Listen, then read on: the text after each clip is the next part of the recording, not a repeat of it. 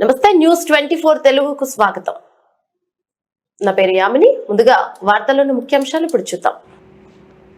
మంచిర్యాల శాసనసభ్యులు శ్రీ కొక్కెరల ప్రేమసాగర్రావు ఆధ్వర్యంలో వేసవి కాలాన్ని దృష్టిలో ఉంచుకుని మంచిర్యాల పట్టణంలో బస్టాండ్, బెల్లంపల్లి చౌరస్తా, మార్కెట్ ఐబీ చౌరస్తా, హామాలివాడ, ఓవర్ బ్రిడ్జ్ మరియు నస్పూర్ పట్టణంలోని flood colony, CCC corner, Srirampur colony ఏరియాలో చలివేంద్రాల కేంద్రాలను మంచిర్యాల జిల్లా డిసిసి అధ్యక్షురాలు శ్రీమతి కొక్కెరల సురేఖ ప్రేమసాగర్రావు ప్రారంభించారు.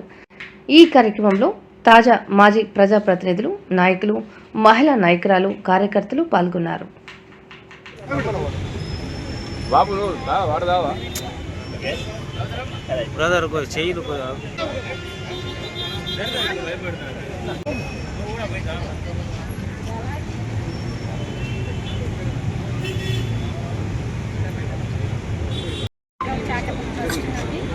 ప్రతి సంవత్సరం ఎండాకాలంలో చల్లటి మినరల్ వాటర్తో మంచిర్యాల టౌన్లో, నస్పూర్ టౌన్లో, అలాగే లక్షపేటలో కూడా చలివేంద్రాలు అనేవి ఏర్పాటు చేస్తున్నాం. ఈ సంవత్సరం ఈరోజు మొత్తం 9 చలివేంద్రాలు ఓపెన్ చేస్తున్నాం. మంచిర్యాలలో 6, నస్పూర్లో 3, రేపు లక్షపేటలో ఒక చలివేంద్రం, ఒకటి అంబల్ పంపిణీ సెంటర్ కూడా ఓపెన్ చేయడం జరుగుతుంది.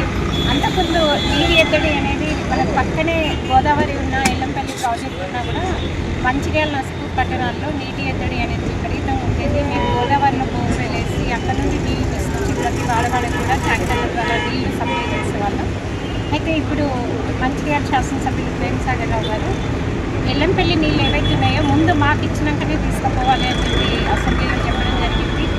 ఆ ప్రకారంగానే మనం నస్పూర్లో కానీ మంచిర్యాలలో కానీ ఎక్కడ కూడా నీటి ఎద్దడి అనేది లేకుండా మంచినీళ్ళు ఇస్తున్నాం. ప్రతి సంవత్సరం రేపు మేము ఇక్కడ అంబల్ సెంటర్స్ కూడా ఓపెన్ చేస్తాం.